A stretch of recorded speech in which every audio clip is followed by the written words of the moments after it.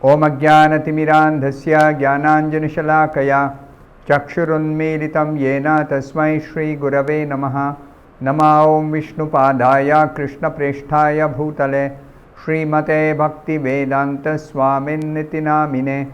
Namaste Saraswate Deve Gauravani Pracharine Nirvishesha Shunyavadi Paschatya Deshatarine Jaya Shri Krishna Chaitanya Prabhu Nityananda Shri Advaita Gadadhara Srivasadi Gaura Bhakta Vrinda Hare Krishna Krishna Krishna Hare Hare Hare Rama Rama Rama Hare Hare Om Namo Bhagavate Vasudevaya Narayanam Namaskritya Naram Chaiva Narottamam Devim Saraswatim Vyasam Tato Jayam Mudirayet. In this session, we will be discussing from the 7th and 8th verses of the 19th chapter of the first canto of Srimad Bhagavatam. The 7th verse first.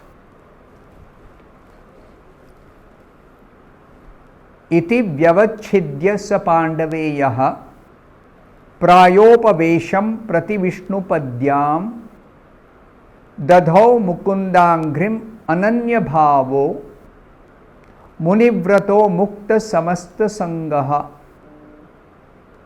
The meaning of this verse is, thus the king, the worthy descendant of the Pandavas, decided once and for all and sat on the Ganges bank to fast until death and give himself up to the lotus feet of Lord Krishna, who alone is able to award liberation.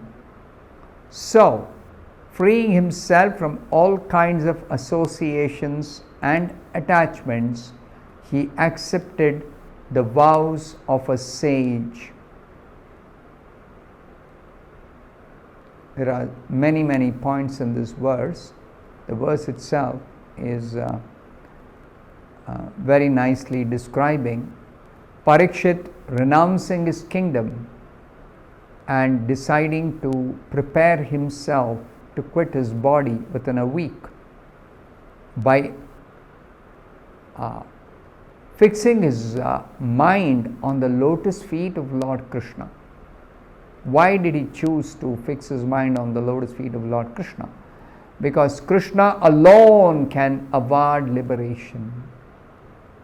That's why Krishna's another name is Mukunda, one who can give mukti, liberation. Even Lord Shiva admits nobody else can give liberation. Mukti pradata sarvesham Vishnur eva na samshayaha. Shiva says nobody else can give liberation other than Vishnu. So Vishnu, Krishna, only they can give liberation. That is the Supreme Personality of Godhead. And in order to become liberated, one has to become free from all kinds of material association and material attachments. So Parikshit prepared himself by giving up all kinds of material association and material attachments. So in the purport, Srila Prabhupada explains the significance of Parikshit Maharaj retiring and going to a holy place on the bank of the sacred river Ganga. Srila Prabhupada says in the purport, the water of the Ganges sanctifies all the three worlds, including the gods and the demigods, because it emanates from the lotus feet of the personality of Godhead Vishnu. Lord Krishna is the fountainhead of the principle of Vishnu Tattva, and therefore shelter of his lotus feet can deliver one from all sins, including an offense committed by a king unto a Brahmana. Now here Srila Prabhupada explains what's the relationship between Krishna and Vishnu. Actually they are one person called the principle of Vishnu Tattva. You should understand that the Supreme Personality of Godhead, Krishna is an unlimited personality.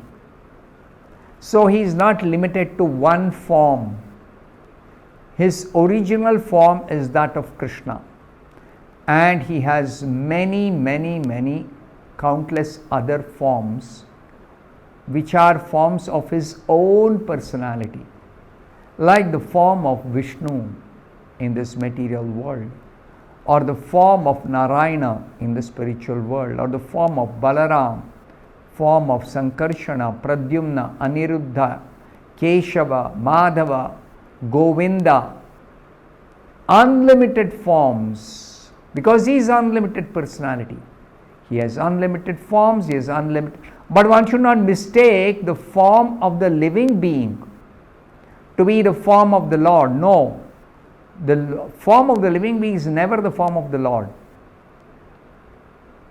The living being is a very tiny living being, Anu Atma, and Krishna is Vibhu Atma.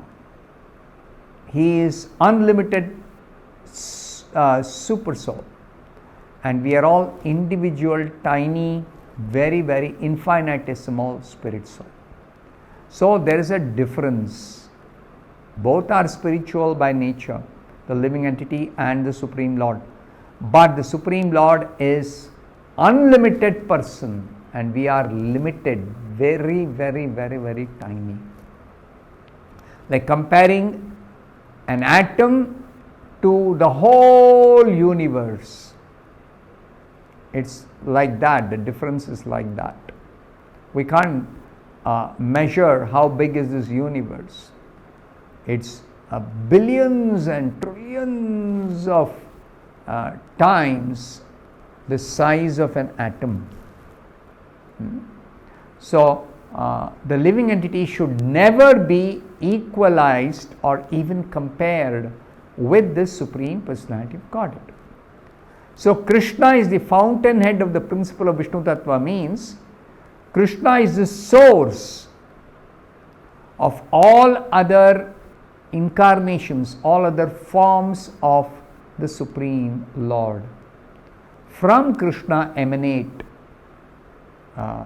Narayana, Sankarshana, Pradyumna, Aniruddha, Vasudeva, Keshava, Madhava, Govinda. All the Vishnu forms, all the Narayana forms emanate from Krishna. That's the meaning of Krishna telling in the Bhagavad Gita, Aham sarvasya prabhavo mattas sarvam pravartate.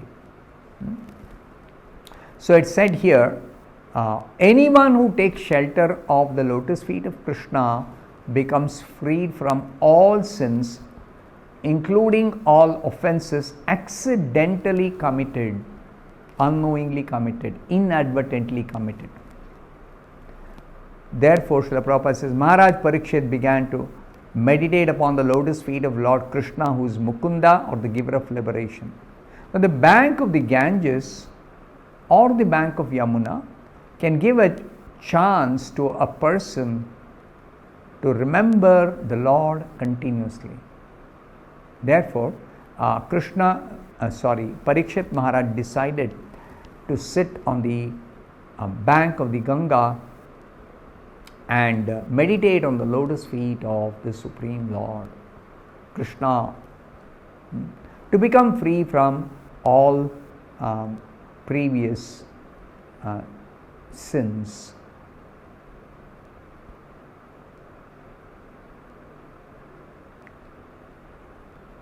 Now, the 8th verse of the 19th chapter of the first canto, it is described, Tatropa jagmur bhuvanam punana mahanubhava munayasya shishya prayena tirthabhigama padeshai swayam hi tirthani punanti santaha. The meaning of this 8th verse is, at that time when Parikshit Maharaj sat to fast until death, preparing himself for quitting the body, purifying himself, all the great minds and thinkers, accompanied by their disciples and sages, who could verily sanctify a place of pilgrimage just by their presence, arrived there where Parikshit Maharaj was sitting for fasting and purifying himself. They arrived there on the plea of making a pilgrim's journey. So Srila Prabhupada explains this in the purport. When Maharaj Parikshit sat down on the bank of the Ganges, the news spread in all directions of the universe. It's a very, very, very great incident because he was himself, Parikshit Maharaj was a pure devotee of the Lord. And he was the ideal emperor ruling the whole earth planet. He was a very powerful king. He was a descendant of the Pandavas. Pandavas were pure devotees of Krishna. So was Parikshit, the grandson of Arjuna, also pure devotee of Krishna. So when such a great personality decides to renounce his kingdom, it is not a small incident. It even is important for the great personalities living in higher planets. The personalities of the higher planets know the aim of life is to purify oneself and to prepare oneself to go back to Godhead. All the great personalities know this, but they are unable to themselves